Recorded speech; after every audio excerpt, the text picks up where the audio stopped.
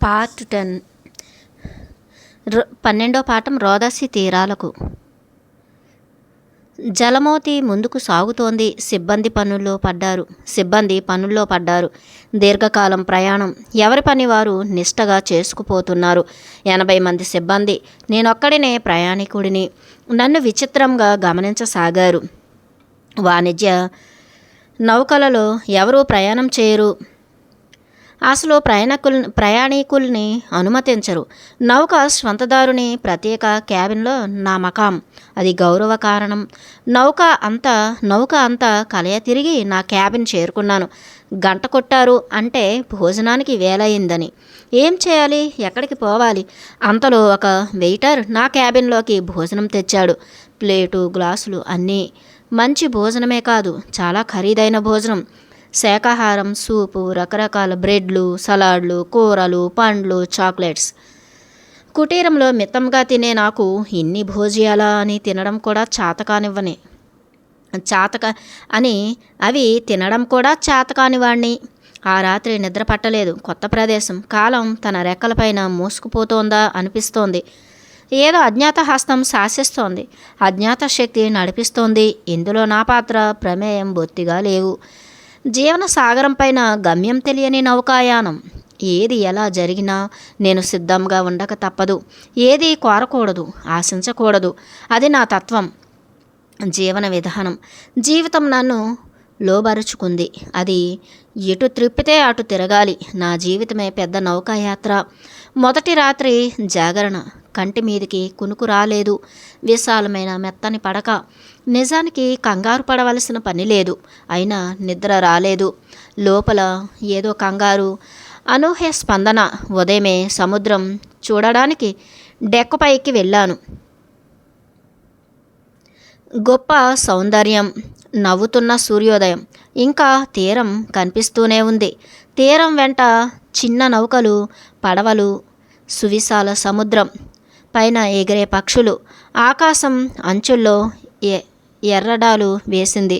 సూర్యకిరణాలు సముద్రపు అలలపైన మెరుస్తున్నాయి. సముద్ర గాలులు హోరున రోద చేస్తూ వీస్తున్నాయి. నాలో అపూర్వానందం, ఉత్సాహం, ప్రశాంతి. చాలాసేపు డెక్కపైనే ఉండిపోయాను. బ్రేక్ఫాస్ట్ వేళకు గదికి వచ్చాను. వెయిటర్ 22 ఏళ్ల కుర్రాడు.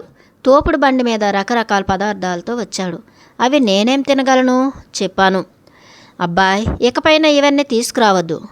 టోస్ట్ కానీ బ్రెడ్ కానీ చాలు. ఒక అరటిపండు, జ్యూస్. అతను ఆశ్చర్యపోయాడు. బ్రేక్ఫాస్ట్ బాగాలేదా సార్ అడిగాడు. 1 గంటకు లంచ్ తెస్తానని చెప్పి వెళ్ళిపోయాడు. 1 గంటకు లంచ్ తెచ్చాడు. నాకు కళ్ళు తిరిగినంత పనైంది. అన్ని తీసుకురావద్దు, నేను తినలేను అని చెప్పాను. అతనికి ఇష్టంగా లేదు. నాకు 4 గంటలకు టీ తీసుకురా చాలు. రాత్రి డిన్నర్ వరకు నాకు ఏమీ అవసరం ఉండదు.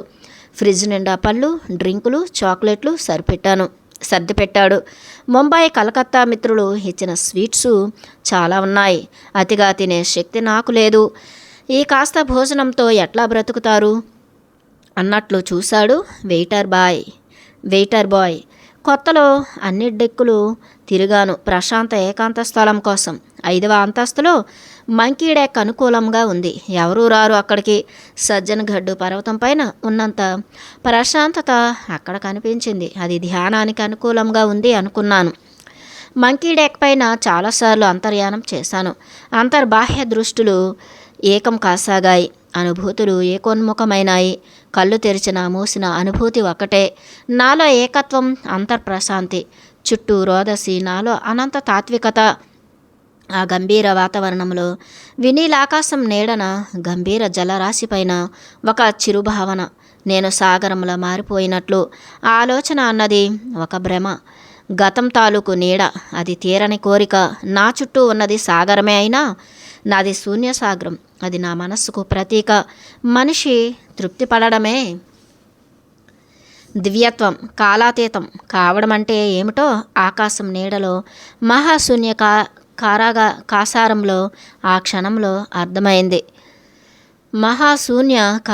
కాసారంలో ఆ క్షణంలో అర్థమైంది. రోజులు గమనికలోనే కరిగిపోతున్నాయి. అందరి మధ్యలో ఏకాంతం. సముద్రం పైన ప్రయాణం నన్ను అమెరికా వాతావరణానికి సిద్ధం చేస్తోంది. నౌకలో అందరితో ఇంగ్లీష్లోనే మాట్లాడాలి. రకరకాల భోజనాలు, వివిధ రుచులు, విభిన్న వంటలు. నా శరీరం అంత బలమైన తిండి తిని హరించుకోలేదు. డెక్కపైన కూర్చుని ఆకాశపు అనంత తీరాల్లోకి చూస్తూ తీరం లేని సముద్రాన్ని గమనిస్తుంటే నాలో కొత్త లోతులు తెలుస్తున్నాయి. నాలో లోతులు పెరిగాయి. దృక్పథం విశాలమైంది. ఏ విపత్కర పరిస్థితులనైనా ఎదుర్కొనగలననే ఆత్మవిశ్వాసం ఏర్పడ్డది. చదవడం వేరు, అనుభవం వేరు, ధ్యానం వేరు, ఆలోకనం వేరు. నా లోపలి లోతుల్లోంచి ఉబికి వచ్చిన విశ్వాసం మహాకాశం ముందు చిన్నబోయింది. ఈ మహావిశ్వంలో నేను, నాది అన్నది అణుమాత్రంగానైనా లేదనిపించింది. అంతా భ్రమ. జీవితమే పెద్ద ఉటోపియా. మంకీ డెక్పై నుండి గమనిస్తే సృష్టి నగ్న తాండవం కనిపించింది. ఎటు తిరిగిన అనంతం. రోదసి అంచులు, అనంత జలరాశి. రాత్రిపూట చీకటిని అలాగే ఆస్వాదించాను. నల్లని ఆకాశం నిండా మెరిసే నక్షత్రాలు. ఎన్ని గంటలు చూసినా తనివి తీరని తమి. అంతలో చంద్రోదయం పరుచుకుంటున్న వెన్నెల. చంద్రోదయం పరుచుకుంటున్న వెన్నెల. నీటి తరంగాలపై వెండి జలతరంగాలు, జలతరంగిణుల సంగీతం. ఎన్నో మెరుపులు. అన్నీ మెరుపుల మరకలే, అన్నీ ప్రకృతి చొరకలే, అన్నీ అందాల తొనకలే. ఈ తారలు, గ్రహాలు ఎంతకాలంగా భూమితో దోబూచులాడుతున్నాయో. అసలు భూమి ఏది? భూగోళం ఎక్కడ ఉన్నది? సముద్రం ఒక్కటే కదా. ఈ గ్రహాలు ఏవి ఎన్నడూ ఒకదానితో ఒకటి ఢీ కొట్టవు. భూమి తన చుట్టూ తాను తిరుగుతూ సూర్యుని చుట్టూ తిరుగుతుందట. మనకు రెండూ తెలియదు, గమనించం. చిన్నతనం నుండి నాకు అనుమానం. ఇన్ని నక్షత్రాలు, గ్రహాలు ఆకాశంలో వేలాడుతుంటాయి కదా. ఒకటి తెగి నేలపైన పడదు. ఎంచేత? గ్రహాలు ఆకాశంలో వేలాడుతుంటాయి కదా. ఒకటి తెగి నేలపై పడదు. ఎంచేత? భూమికైతే సదా ఆకర్షణ శక్తి ఉందంటారు. మరి గ్రహాలకు శూన్యంలో ఏం శక్తి ఉంటుంది? శూన్యంలో తిరిగే గ్రహాలు ఎంత ఖచ్చితంగా తిరుగుతాయి? ఒక క్షణం గతి తప్పవు. అది శూన్యానికున్న శక్తా? ఏమిటి సృష్టి రహస్యం? మనకెలా తెలుస్తుంది? అప్పుడప్పుడు కెప్టెన్ వచ్చి హలో చెప్పేవాడు. గుడ్ ఈవినింగ్ చెప్పి విష్ చేసి వెళ్తుండేవాడు. నా ఒంటరితనం అతనికి నచ్చిందేమో. ఒకసారి నా గురించి అడిగాడు. భోజనం ఎలా ఉంది? ఇంకా ఏమైనా అవసరమా? ఇలా గంటల తరబడి కూర్చుంటే విసుగ్గా ఉండదా? కూర్చుని ఏం చేస్తారు? నాకు ఇలా గడపడమే బాగుంటుంది. ఆయనకు నేను అర్థం కాను. కాస్త పరిచయం తర్వాత ఏవేవో పుస్తకాలు పంపసాగాడు. అన్ని సముద్రాల గురించి, చేపల గురించి పుస్తకాలు. వాటిలో ఫోటోలు చూడడం తప్ప చదివేందుకు ఏమీ ఉండేది కాదు. ఒకనాడు నన్ను బ్రిడ్జి పైకి ఆహ్వానించాడు. నౌక నడిపే విధానం అంతా చూపించి వివరించాడు. పెద్ద టెలిస్కోప్తో చూపించాడు. నా గురించి వివరాలు అడిగాడు. మీరు ఇండియాలో ఏం చేస్తుంటారు? ఏం పని చేస్తారు? మీరు క్రిస్టియనా? ప్రశ్నించాడు. పుట్టడం హిందూ కుటుంబంలోనే పుట్టాను. నేను హిందువుని కాను, క్రిస్టియన్ని కాను. నాకు మతం లేదు, మతం మీద విశ్వాసం లేదు. నేను అసలు ఇండియన్ అని అనుకోవడం లేదు.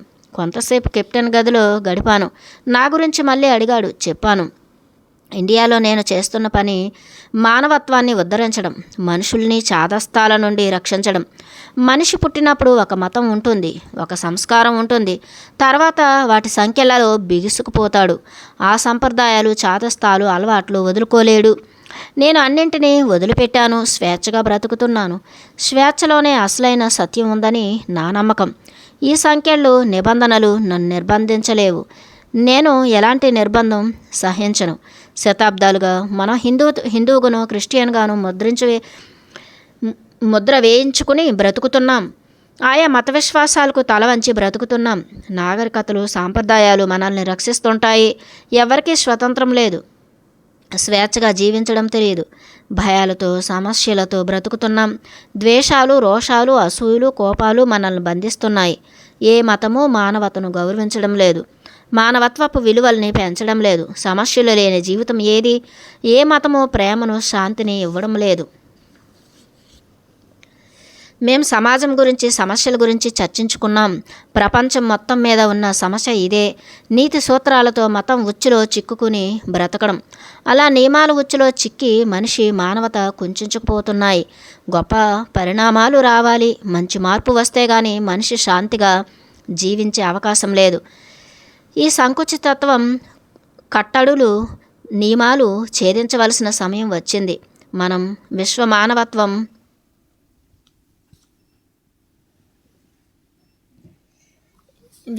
మానవ సమాజం ఏర్పడాలి.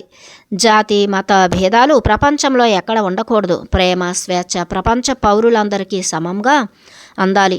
నా మాటలు కెప్టెన్ విన్నాడు, కానీ సమాధానం చెప్పలేదు. ఎలాంటి స్పందన లేదు. అతని సాంప్రదాయానికి నా మాటలు నచ్చి ఉండవు. జలమోతి ప్రశాంతంగా సాగుతోంది. రాత్రింబవళ్ళు ఎక్కడా ఆగే పని లేదు. వేగం పెంచుతూ అలల్ని చీల్చుతూ సాగుతోంది. హుందాగా రాజహంస గమనం. సముద్రం కల్లోలంగా ఉంటే తాగిన వాడిలా ఊగుతుంది, ఎగిరెగిరి పడుతుంది. కల్లోలాన్ని బట్టి నౌక నాట్యం చేస్తున్నట్లే అనిపిస్తుంది. సిబ్బంది అంతా రోజు వ్యాయామం చేస్తారు. శరీర దారుఢ్యం తగ్గకూడదు, సోమర్తనం రాకూడదు, అలుపు సులుపు ఉండకూడదు. రాత్రింబావాళ్ళు పనిచేసినా కునుకు రాకూడదు. ఏ నిమిషాన ఉప్పెనలు తుఫానులు వస్తాయో తెలియదు. అన్ని వేళలా అప్రమత్తంగా ఉంటారు. లైఫ్ జాకెట్లు వేసుకుని లైఫ్ బోట్స్లో ఎక్కి విన్యాసాలు చేస్తుంటారు, సాధన చేస్తుంటారు. అత్యంత పరిస్థితుల్లో కెప్టెన్ మాట శిలాశాసనం. మామూలు ప్రయాణికుడైనా నేను తీసుకోవాల్సిన జాగ్రత్తలు ఉన్నాయి. లైఫ్ జాకెట్ వేసుకుని పరుగులు పెట్టడం లాంటివి ప్రాక్టీస్ చేయించారు నా చేత. జలమోతి సింగపూర్ చేరింది. 5 రోజులు హార్బరులో ఉంటుందని ప్రకటించారు. ఏవో చిన్న చిన్న మరమ్మతులు పనులున్నాయట. నాకు సంతోషంగా ఉంది. ఇన్ని రోజులు నౌకలు ఊగుతూ తూలుతూ ప్రయాణం చేశాను. సింగపూర్ అనగానే ఉత్సాహం కలిగింది. ఇండియా వదిలిన తర్వాత మొదటి హార్బరు అది. తీరానికి దూరంగా ఆంకర్స్ వేసి నిలిపారు. చిన్న చిన్న బోట్లలో తీరానికి చేరాం. నగరం చూడడానికి నేను వెళ్ళాను. సింగపూర్ చిత్రమైన నగరం. వీధులన్నీ టూరిస్టులమయం. తినడం తాగడం ఖుషీ చేయడం అందుకే వస్తారేమో యాత్రికులు అనిపించింది. సీ రెస్టారెంట్లు అధికం. చైనా ఇంగ్లీషు భాషల్లో రంగురంగుల దీపకాంతుల్లో మెనూ బోర్డులు. షాపుల్లో వాటర్ ట్యాంకుల్లో రకరకాల చేపలు కప్పలు మూసు ఆర్డర్ చేశాక మనం అడిగిన వాటిని ఫ్రెష్గా వండి వడ్డిస్తారు. కోరిన రుచుల్లో వేడివేడి వంటకాలు సరఫరా చేస్తారు. టూరిస్టులంతా బాగా చదువుకున్నవారు, డబ్బు గలవారు అనిపించారు. చేపలను అంత ఆప్యాయంగా ఇష్టంగా తింటున్నారో. నేను సంపూర్ణ శాకాహారిని. అలా చేపల్ని కప్పల్ని పీకు తింటుంటే జుగుప్స కలిగింది. అడవిలో జీవించిన వాడిని అయినా అన్నం కాయలు తిని బ్రతికాను. సింగపూర్ కడిగిన ముత్యంలా పరిశుభ్రంగా ఉంది. విశాలమైన రోడ్లు, రకరకాల రంగురంగుల చెట్లు. ఒక క్రొత్త ప్రపంచంలో అడుగుపెట్టినట్లు అనిపించింది. జనం ఎంతో ఉత్సాహంగా క్షణం వృధా కాకుండా పనులు చేసుకుపోతున్నారు. మన దేశంలో మనుషులకు బద్ధకం జాస్తి. కబుర్లు చెప్పడం తప్ప పనికి ఒళ్ళు వాంచరు. సింగపూర్లో జీవన వేగం ఆశ్చర్యం కలిగించింది. అందరూ ఉరుకులు పరుగులు. ఒక అందమైన పార్కు ఎన్నుకుని వెళ్ళి కూర్చుని తెచ్చుకున్న శాండ్విచెస్ పళ్ళు తిన్నాను. బజార్లో ఏవీ కొనలేదు. తోటలు పూల చెట్లు బాగున్నాయి. సాయంత్రానికి హార్బరు చేరుకున్నాను. 5 రోజులు అలా హాయిగా గడిచింది. నేల నీరు నింగి రిపేరు పనులు కాగానే మా నౌక హాంకాంగ్ బయలుదేరింది. 2-3 రోజులు ప్రయాణం సాఫీగానే సాగింది. 4వ రోజు ప్రమాద హెచ్చరిక. లౌడ్ స్పీకర్లోంచి కెప్టెన్ గొంతు. కొద్ది గంటల్లో తుఫాను రాబోతోంది. కెప్టెన్ సిబ్బందిని డెక్ పైన సమావేశపరిచి సూచనలు ఇచ్చాడు. ఎవరు ఏ పనులు చేయాలో వివరించాడు. వాతావరణ సూచన ప్రకారం తుఫాను భారీగానే ఉండవచ్చు. నాకేం తెలుసు, నేను మామూలుగానే ఉన్నాను. సాయంత్రానికి గాలివాలు మారి గాలులు ఉధృతంగా వీచసాగాయి. వర్షం ప్రారంభమైంది. ఆ వెంటనే కుండపోత. గాలి తాకిడికి సముద్రం అల్లకల్లోలమై నౌక అటు ఇటు ఊగుతోంది. ఎగిసిపడే తరంగాలతో పోటీగా ఎగిరెగిరి పడుతోంది. 2 గంటల్లో తుఫాను బీభత్సం పెరిగింది. నేను క్యాబిన్ దాటి బయటకు రాలేదు. ఫర్నిచర్ అటు గోడలకు ఇటు నేలకు ఫిక్స్ చేశారు కనుక సామాను చెక్కు చెదరలేదు. అయినా గది అంతా చిందరవందరైంది. రాత్రి భోజనం మామూలు వేళకు వచ్చింది. తుఫాను సమయాల్లో భోజనం తక్కువగా తినాలని వెయిటర్ సలహా చెప్పాడు.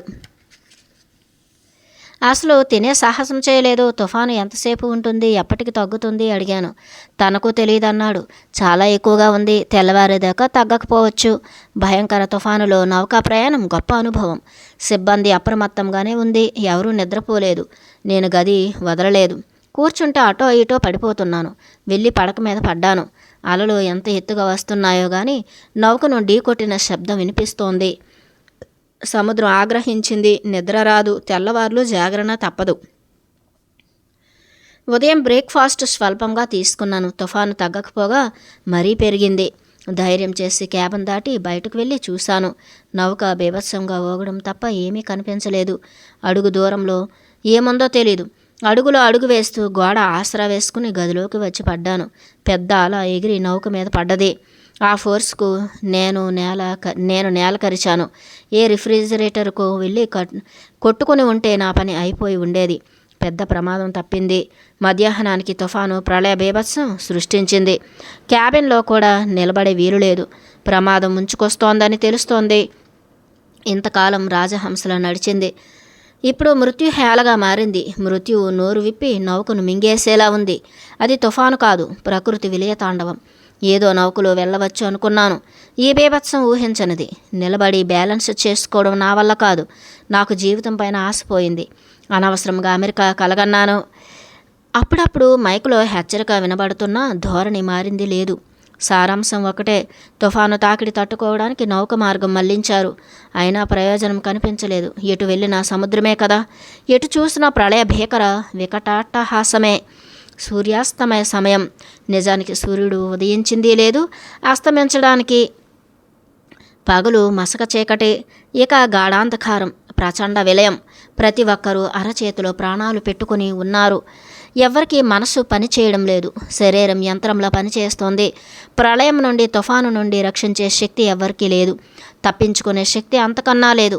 డిన్నర్ వేళ నాకు ఆకలి చచ్చిపోయింది. ప్రాణం మీదికి వస్తే ఆకలి ఎవరికి తెలుస్తుంది? చాలామంది సిబ్బంది జబ్బు పడ్డారు. వాంతుల వల్ల పని చేయలేకపోతున్నారు. కెప్టెన్ నా గురించి అడిగాడు. ఆయన స్వరంలో కంగారు, అసక్తత ధ్వనించాయి. క్యాబిన్ దాటి బయటకొచ్చాను. బయట అంతా బీభత్సంగా ఉంది. అంతలో మరొక ప్రకటన. ఇప్పట్లో తుఫాను తగ్గే సూచన లేదు అని. రాత్రికి జాగరణ తప్పదు. నేనేమి తినలేదు.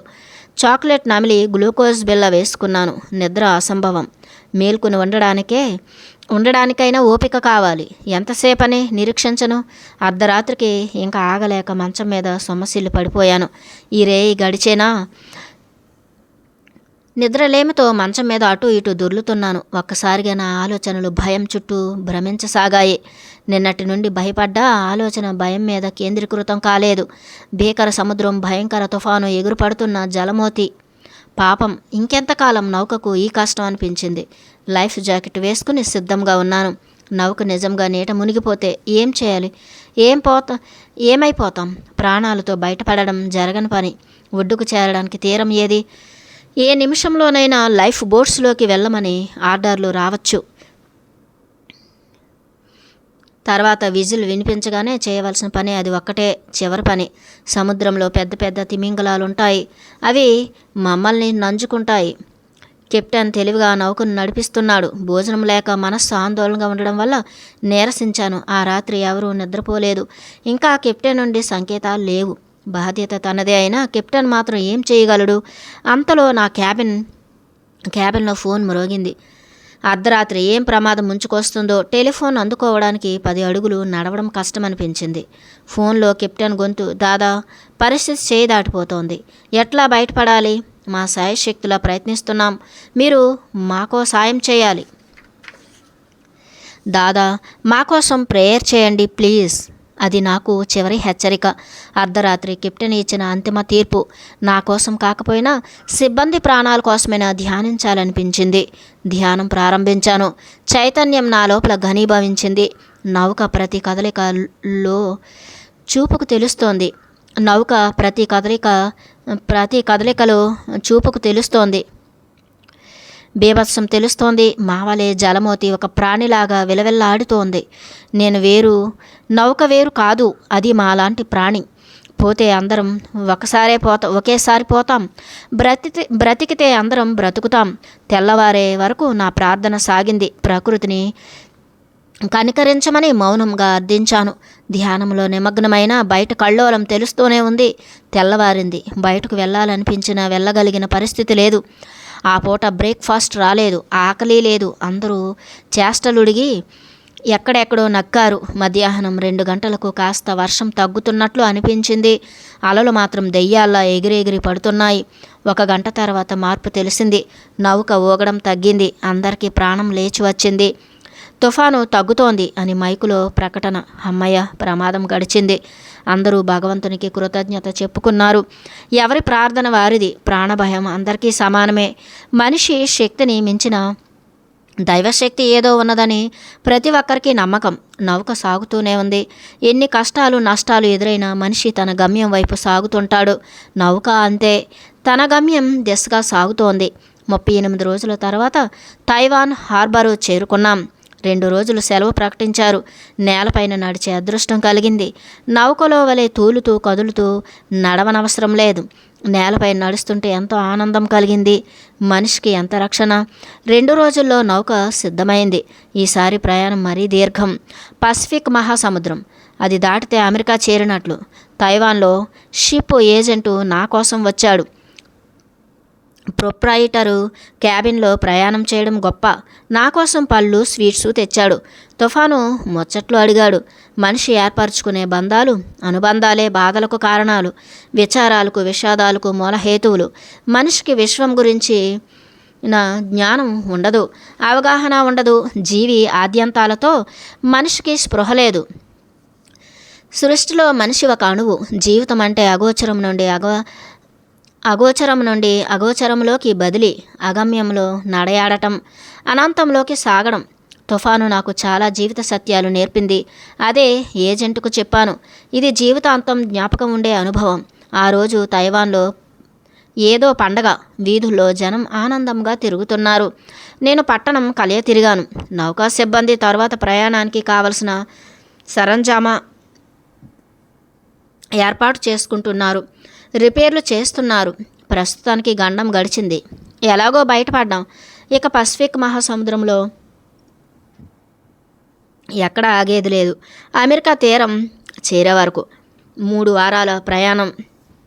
తైవాన్ హార్బర్ వదిలింది జలమోతి.